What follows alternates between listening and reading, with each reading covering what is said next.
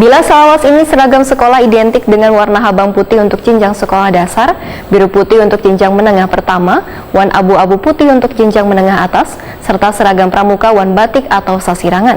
Wayahini bubuhan peserta didik memiliki pilihan seragam Nanghanyar, yaitu mereka bisa mengenakan baju adat pada hari atau acara adat tertentu. Aturan baru ini mulai berlaku pada 7 September 2022 lalu.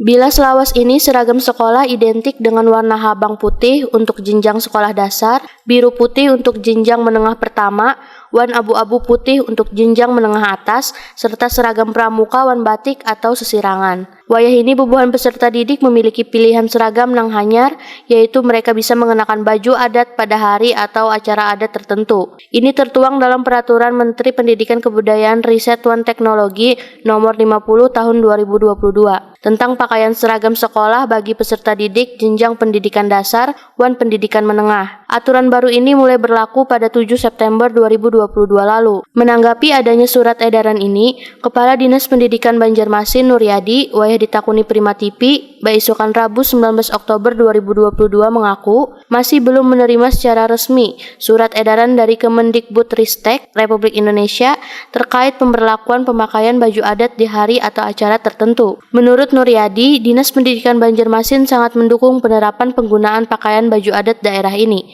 karena bisa menumbuhkan nasionalisme, meningkatkan citra satuan pendidikan, menumbuhkan semangat persatuan dan kesatuan di kalangan peserta didik. Pak Nadiem ya memang di sosial media udah banyak ya salah satu untuk menerapkan ada suatu adat di suatu wilayah untuk mengenalkan mungkin ya, karena sebetulnya untuk karyawan Kemendikbud itu sudah mulai, jadi ada satu hari tertentu dia memakai baju adat daerah. Ya kemarin pun kami pernah juga menghadiri, diwajibkan menggunakan adat daerah. Jadi ini sebenarnya tidak asing lagi kalau kalau Pak Menteri Mas Nadiem ini untuk menerapkan di suatu daerah untuk pakaian daerah, ya kita pelajari lagi bersama. Karena kalau memang itu regulasinya semacam diwajibkan, artinya sangat baik untuk kearifan lokal yang ada di daerah. Sebenarnya kan sudah kearifan lokal kita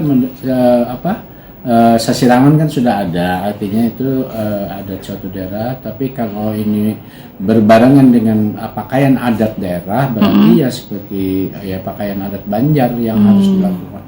Nah, apakah nantinya tidak ribet ya kan, kami ya setuju aja mendukung kegiatan itu untuk pengenalan, tapi ya kita paling bertahap dulu lah, artinya jangan sampai nanti terlalu banyak menimbulkan beban biaya pada masyarakat.